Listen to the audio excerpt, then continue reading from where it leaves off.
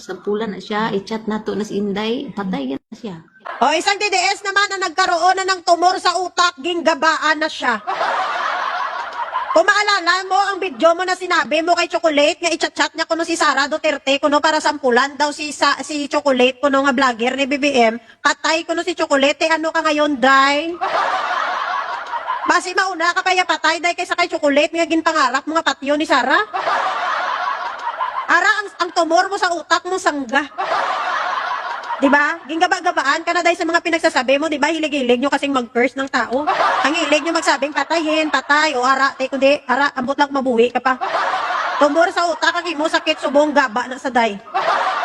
Updanay ka mo sang isa man ni kaalinga nga mango ni ho, nga piling niya, perte man saya kaala mo, ara, putro man na. Ginlait-lait nila si Chocolate, ang physical appearance si Chocolate, daw mga piling nila, mga jusa sila. Ha? Piling nila mga jusa, sila kumakapanglait-lait, sila sa kapwa nila. Kaya ano't lingnan mo ngayon itsura mo? Nangihingi ka ng prayer, nangihingi ka ng panalangin, no? Para sa iyong sakit. Sangga na gaba na sang Diyosin mo. Maawa man tayo, no? Hindi naman ako masaya na nagkaroon ka ng sakit. Pero maybe, leksyon yan sa'yo nga next time, huwag kang manglalait ng kapwa mo kasi hindi mo alam. Yung panlalait mo kay Chocolate, na sabi niya, ngipin daw ni Chocolate ganyan, titingnan mo tsura mo, mas malala ka pa kay Chocolate ngayon. Bote pa si Chocolate, kahit ganyan yung ngipin niya, mabrisan yun, maganda naman talaga yung Chocolate pag maayos yung ngipin niya. Pero ikaw, ang tumor mo sa utak mo, paupirahan mo. Manalangin ka pa ng 10 beses ay bawat isang araw dahil na sana maging successful ang surgery mo. Kaya kung hindi maging successful ang surgery mo, baka matigi ka pa. Yung sinabihan mo si Chocolate, na i-chat mo si Sara Duterte para sampulan si Chocolate, kag matpatay siya, o ara na sanggang tumor mo. Grabe, no? Grabe yung divine justice, no? Hindi naman lumalaban si Chocolate sa inyo, eh. Si Chocolate naman, nilalaban niya yung politika. Ang topic niya, politika. Pero kayo, pinipersonal niyo siya. Inaatake niyo personal appearance niya. Gaba-gaba. O kaya mga DDS, kailan kayong magbabago? Pansinin yung mabuti. Yung mga idol niyo dyan, ng mga vlogger, nga grabe, yung wish nga mapatay si BBM. Hindi na sila, nauna pa silang mapatay. Ilang vlogger niyo na ang namatay? Ha? Ilan na? Marami na. Ilang DDS nang nagkaroon ng sakit? Marami na rin. O ito, nadagdagan na naman sa listahan. O, tumor sa utak. No? Hindi ako masaya dahil nagkasakit ka, sa totoo lang. Hindi ako happy, hindi talaga ako masaya at hindi ko ikakasaya yan. Pero yun na nga, yung sinasabi natin, digital kasing karma ngayon, day. Nakikita naman kasi ng Diyos ang yung yung puso at Kaya nga huwag tayo manglalait kasi hindi natin alam kung feeling mo maganda ka ngayon, malay mo bukas, hindi mo na alam ang itsura mo magbago, di ba? Ganun lang naman yun eh. Hindi rin natin alam yung sinabihan mo na mapatay, ikaw pala yung mauna. We don't know about our future, kumbaga, we don't know our future, kung anong mangyayari. Kaya wala tayong karapatan pangunahan yung plano ng Diyos. At yung mga panlalait, yung mga physical appearance nilalait nyo, hindi naman yung tao yung nilalait nyo. Yung nilalait nyo is yung creator ng mukha ng tao na yan. O, sino ba yung creator? Yung Diyos. Yung Diyos na yung Diyos na nagbigay ng mukha sa kanya. Tapos tatawanan mo ang nilikha ng Diyos. O, di ang Diyos yung pinagtatawanan mo, di ba? O, kung may mali sa kanyang mukha, ay sabihin mo dyan, Lord, bakit ganyan ang mukha na binigay mo sa kanya?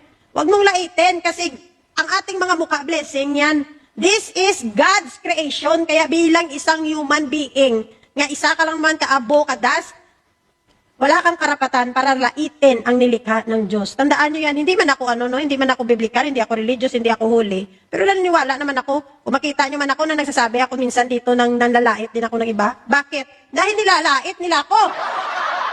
Hindi man niya pwede, nga ako yabulihon mo, tapos pabayaan, takano ka, Lord? Sorry lang, Lord, kung nilait ko yung nilikha mo, nilait niya din ako eh. Pero ako yung tipong tao na kung hindi mo kuya unahan niya, hindi mo kuya bawyayawon, dira sa dalong, babayaan ta kaya.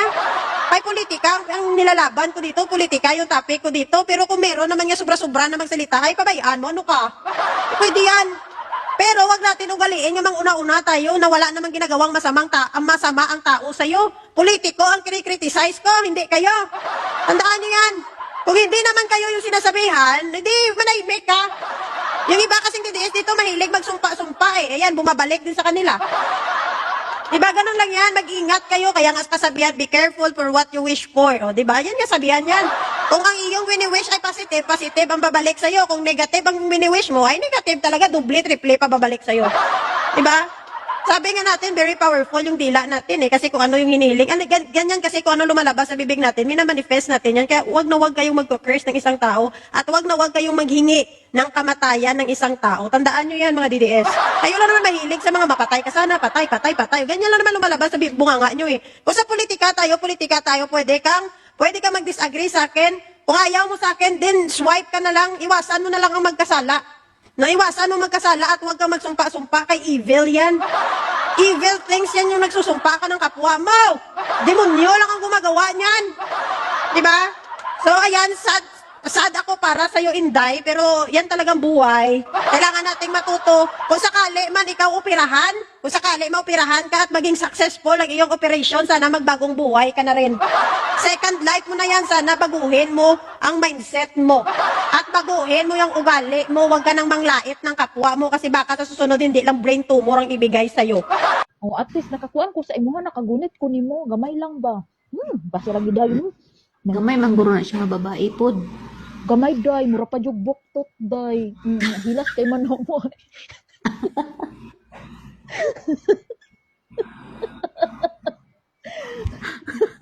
Hilas kay siya magsaway-saway sa to ang mga DDS day. Unya gamay kay siya day, mura siyang buktot.